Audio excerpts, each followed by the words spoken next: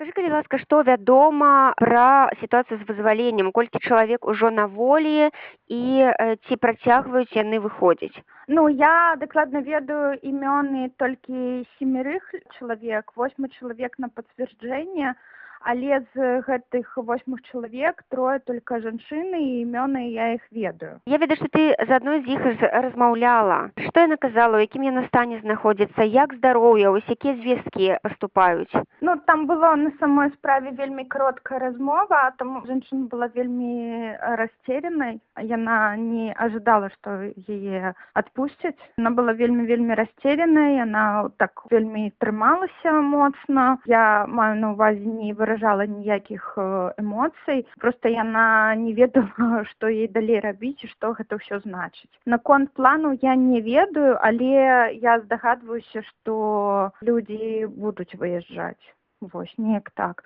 Кажы, калі ласка, на твой погляд, вось чаму пакуль выйшла больш мужчын, чым жанчын? Ці ёсць у гэтым нейкая логіка? Ой, гэта самае балючае для мяне пытанне, тому што усе вось апошнія суткі мы толькі і камунікуем з былымі палітвязанкамі, мы з імі перадаём нейкія навіны, якія ёсць, і усе яны проста пытаюцца, чаму так мала жанчын, там, чаму так мала жанчын. Таму я не магу адказаць на гэтае пытанне, і на самой справе сярод жанчын вельмі шмат сталых жанчын, пенсіянерак. Напрыклад, балючае для мяне пытанне, як Галіна Дзербыш, якая асуджана на 20 гадоў, у якой анкалогія. І калі Лукашенко казаў пра тое, што будуць цяжкахворых вызваляць, першае, кім я подумала, гэта Галіна Дзербыш, Алла Зуева і Ксенія Луцкіна. Таму пакуль, мне здаецца, трэба чакаць яшчэ навін.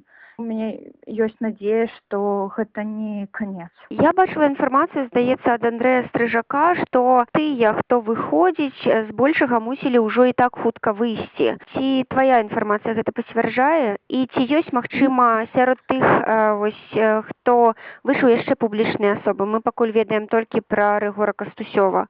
Публічных няма, але я так кажу, што не ўсе людзі там тыя, каму вельмі мала засталася, толькі пару чалавек. Ну, слухайте, у кожнага сваё паніманне вельмі мала асталася. Для людзей, якіх раней там за дзень можна выцягнуць адтуль, для іх і гэта свята.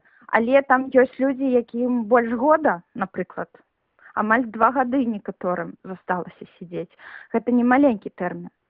Ну так, натуральна. А як ты увогуле ўспрымаеш тое, што адбываецца? Што гэта? Гэта добрая воля, гэта гуманізм, ці гэта проста ціск заходніх краін? Слухайте, я на самой справе я не ведаю, што гэта. Я не ведаю, я ўсяго лиш маленькі чалавек, які за ўсім гэтым наблюдае з шчымлівым сэрцам і толькі думае пра тое, каб мага хутчэй людзі выйшлі. Ведаеш, Маша, людзям, якія выходзяць, ім абсалютна ўсё роўна, што гэта. Абсолютно все роўна. І я прыдзержваюсь больш таксама такіх слоў, што гэта, мне ўсё роўна. І вось там Андрэй Стрыжак цэлых 3 паста вылажыў пра то, як Вольга Гарбунова сказала гуманны жэст. Я насамрэч не бачу ніякіх в том, што яна сказала пра гуманны жэст, нейкіх там кепскіх словаў. Таму што, напрыклад, 2 снежня 23-го года былі першыя слуханні па шляхам вызвалення палітвязняў. І, напрыклад, праваабаронцы там, калегі Андрэя Стрыжака, дысідэнт Бай, яны назвалі навогул родных, якія просяць кропкавыя вызвалення хаця б група людзей, адбельвацелі рэжыма.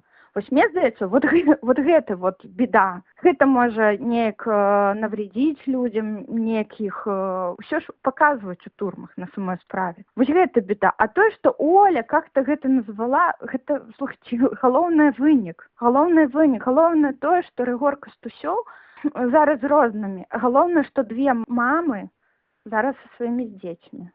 Гэта самае галоўнае.